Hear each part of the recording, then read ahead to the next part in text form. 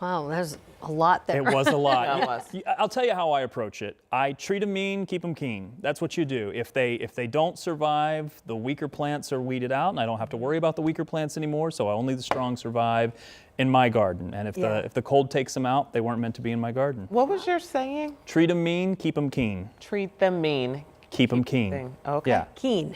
All right, but we've been sharing stories about what's happening in our garden right now, and it's amazing. Robb has got so many flowers that are blooming weeks ahead of schedule. Yeah, look at this. I mean, the alliums are up. I know you got some alliums as well. These are ornamental onions. About 3 weeks early, the peonies.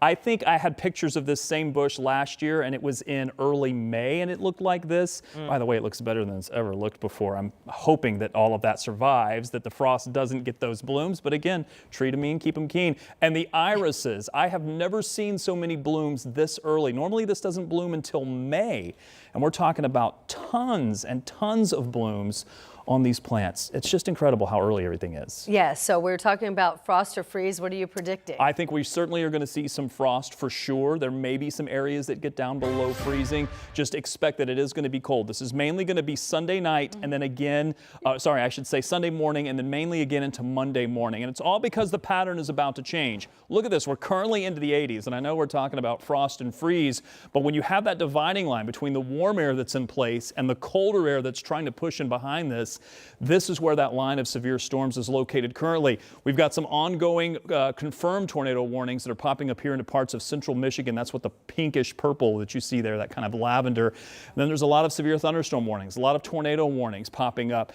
That's because this is where we are expecting the strongest of the impulse in the upper levels. It's what's supporting the severe threat. But as this whole system moves east, it's going to move outside of that threat. So it will weaken as it gets here. That's the good news. Unfortunately, it's still going to have some warm temperatures and some humidity to deal with. So we may see that it is going to cause some problems here. Very quickly, I had this in here. I forgot to take it out, but I'll mention it again. We do have Interstate 70 eastbound shutdown right near Hazelwood Road. You can see westbound traffic here is also slow, but eastbound traffic is not moving. That camera has been down a bit, but it's because we do have two semis that are involved, two jackknife semis, as well as an inverted vehicle. That's how the DOT described it. A vehicle that's flipped upside down with injuries. We'll keep an eye on that. Let me show you future track. This is what I really wanted to get to. For this evening, quiet. No rain until after midnight. Notice how that system really weakened as it got a little closer to the state line. We do think it will weaken as it gets here. This is right around midnight. And then once it crosses the state line, should continue to weaken a good bit, but there may be still enough energy that we could see a couple of severe thunderstorm warnings. I think the tornado threat will diminish by that point, but we'll have to keep an eye on this. And I certainly will be here overnight and into the morning when Angela will arrive. She's doing morning show for tomorrow. So we'll keep an eye on that. Through 6 a.m. scattered showers. We are expecting showers, maybe with a few rumbles of thunder for the early morning on Saturday. Hoping to clear this out of here by midday, but there may still be some lingering showers to the south and east. This latest model run actually keeps the temperatures into the 40s for much of the day and keeps the rain chances in for southeast of Indianapolis at least through the afternoon. I hate to say that because I was hoping that rain would get out of here a little bit more quickly.